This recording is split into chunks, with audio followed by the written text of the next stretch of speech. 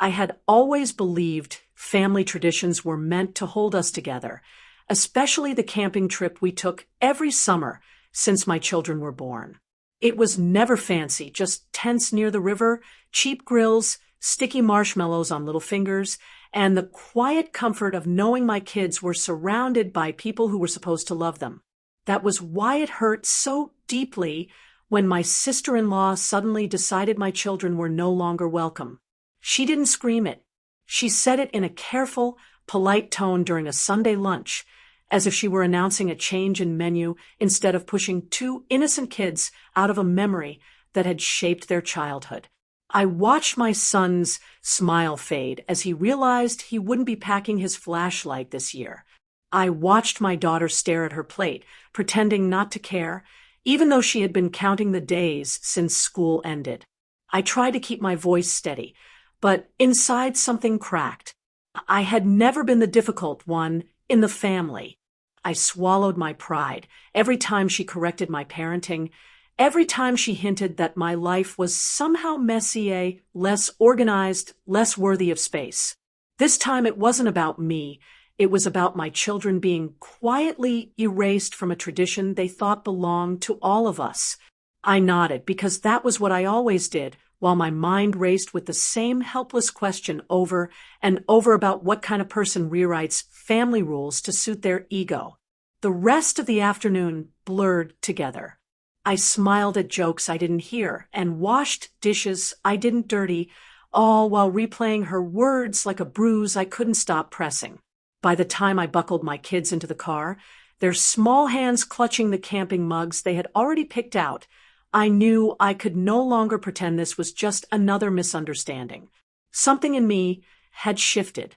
For the first time in years, I wasn't thinking about keeping the peace.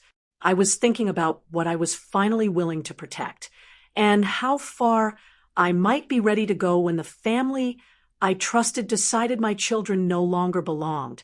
I didn't argue with her that day, but I started watching everything, the way she took over every decision about the trip, as if it were a private retreat instead of a family tradition. The way my brother went quiet whenever she spoke, like a guest in his own history. I noticed how she referred to the campsite as if it were hers, always saying she had to protect the atmosphere, that certain people brought chaos, that children needed rules, not indulgence. She never said my kids' names, but she didn't have to. The message was clear in the careful pauses she left behind. What she didn't know was that I had grown up with that land in a way she never had. I remembered being 8 years old, my father lifting me over the muddy creek so my shoes wouldn't soak through, my mother marking our initials into the bark of a cedar tree that still leaned over the water. After my parents passed, everything became paperwork and exhaustion, meetings with lawyers I barely understood, and decisions made when I was too tired to feel anything but loss. I had trusted my brother when he said he would help manage things, trusted that family meant fairness even when grief made everything blurry. So when I went looking for the old folder in the back of my closet, I told myself I was only doing it for peace of mind. I hadn't opened it in years. It was heavy with dust and the kind of silence that follows people who are no longer here. Inside were letters, tax records, and the deed I remembered signing when I was barely holding myself together. I read the legal language slowly this time, not as a daughter in mourning, but as a mother who had just been told her children didn't belong. The truth unfolded in quiet, devastating lines. My name wasn't next to my brother's as a secondary holder like I had assumed. It stood alone. The campsite wasn't a shared inheritance managed by him. It was legally mine, transferred to me because I had been the one to handle my parents' final arrangements, the one who stayed when everyone else fled the hospital corridors. The responsibility had been framed as a burden back then, something he had insisted I take so he could focus on his own growing family. I had believed him. I had believed all of them. I sat on the floor for a long time, the paper shaking in my hands, feeling something between rage and clarity. Every comment she had made over the years replayed in a different light. The way she spoke about upgrading the cabins, about maybe renting the place out to friends, about deciding which relatives fit the image she wanted to curate. She had been building a kingdom on land that didn't belong to her, on traditions she had no right to gatekeep. Over the next few days, I didn't confront anyone. I cooked dinners, helped with homework, sent polite messages about summer schedules. But I was documenting everything now: emails about the trip planning, the subtle references to ownership, the moments where she crossed lines she thought didn't exist. Each message felt like a small thread pulling a curtain back. The more I saw, the clearer it became that this wasn't about a camping trip at all. It was about control, about rewriting family history until my kids were strangers in a story that had started long before she arrived.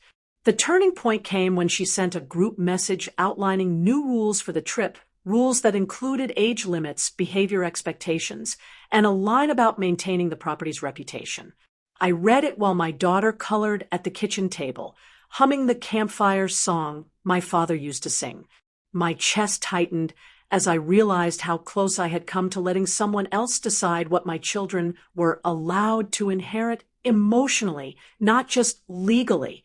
That was the moment I stopped feeling like a victim of circumstances and started feeling like the person whose name was written on the last page of that deed. I didn't feel loud or dramatic about it. I felt calm in a way I hadn't since my parents were alive.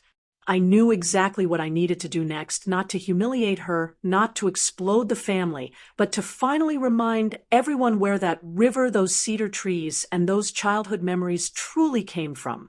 I waited until the week before the trip to send a single email to the family group, attaching nothing but a scanned copy of the property deed.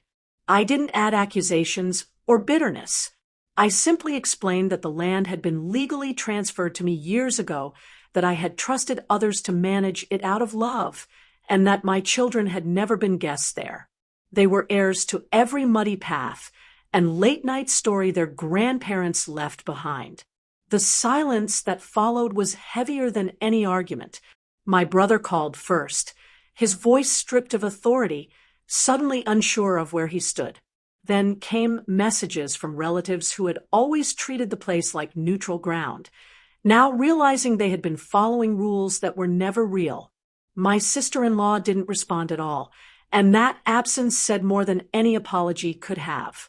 When the trip finally came, my kids were the first ones by the river, laughing as if nothing had ever been threatened. No one tried to rewrite the schedule. No one issued new rules. The family moved carefully around us, not out of fear, but out of a dawning respect they had forgotten how to give. I watched my children roast marshmallows under the same cedar tree my parents had marked decades ago, and I felt something settle inside me that I hadn't known was still broken. I hadn't taken anything away from anyone. I had only reclaimed what had always been ours. And in doing so, I finally taught my children that belonging is not something anyone else gets to cancel.